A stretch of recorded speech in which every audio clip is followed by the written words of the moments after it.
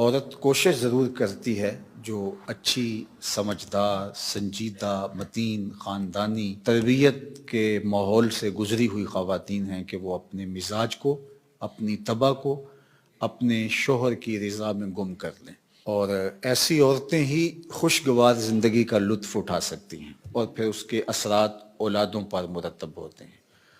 اور مرد کے حقوق کو بیان کرنے کے لیے اللہ کے محبوب علیہ السلام نے جو تمثیل بیان فرمائی ہے اور جو پیرایہ گفتگو حضور نے اختیار فرمایا ہے، اس سے بہتر ہو ہی نہیں سکتا۔ ہوا اس طرح کہ صحابہ حضور کی خدمت میں حاضر ہوئے اور کہا کہ ہمارا اونٹ دیوانہ ہو گیا ہے۔ فرمایا چلو میں تمہارے ساتھ چلتا ہوں۔ صحابہ کہتے ہیں ہم ڈرے، چونکہ اونٹ جب دیوانہ ہو جائے تو پھر اس کو سنبھالنا آسان نہیں ہوتا اور وہ سخت حملہ آور ہوتا ہے۔ تو خیر حضور تشریف لے گئے، ہم بھی حضور کے ساتھ تھے۔ جو ہی دروازہ کھولا تو اونٹ دوسرے کنارے پر تھا، دوڑتا ہوا آیا۔ تو حضور کی زندگی کتنی قیمتی ہے، تو صحابہ کے سینوں میں دل تھر تھر کانپنے لگے، لرزہ بر اندام تھے کہ جانور ہے نقصان نہ پہنچا دے۔ تو کہتے ہیں وہ جب قریب آیا تو حضور کے قدموں میں سر رکھ دیا،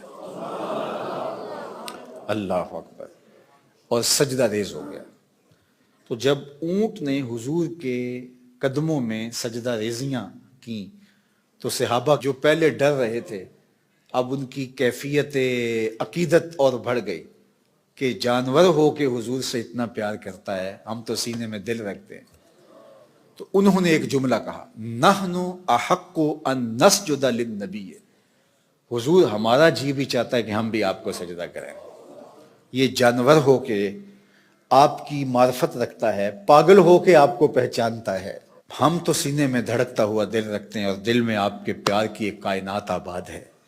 تو پھر ہماری پیشانیوں کے اندر بھی سجدے ٹپک رہے ہیں، ہم بھی آپ کو سجدہ کرنا چاہتے ہیں۔ تو آقا کریم نے فرمایا اگر میری شریعت میں سجدہ جائز ہوتا تو میں بیوی کو حکم دیتا کہ شوہر کو سجدہ کرے، لیکن کسی کے لیے سجدہ روا نہیں رکھا گیا۔ تو یہ حضور نے سجدے کی ممانعت کو بھی بیان کر دیا اور شوہر کے جو حق ہیں بیوی کے اوپر ان کو بھی بیان کر دیا۔ تو اس سے بہتر انداز گفتگو کا تکلم کا نہیں ہو سکتا جو اللہ نے اپنے محبوب کو عطا کیا۔ اسی لیے ایک دن میرے حضور علیہ السلام نے فرمایا انا افصح العرب، بات کرنے کا جو سلیقہ میں جانتا ہوں کوئی جانتا ہی نہیں ہے، گفتگو کا طریقہ جو میں جانتا ہوں وہ کوئی جانتا نہیں ہے۔ یعنی ایک جملے سے ان کی نفی بھی کی اور یہ بھی بتایا اگر جائز ہوتا تو شوہر کے لیے بیوی کو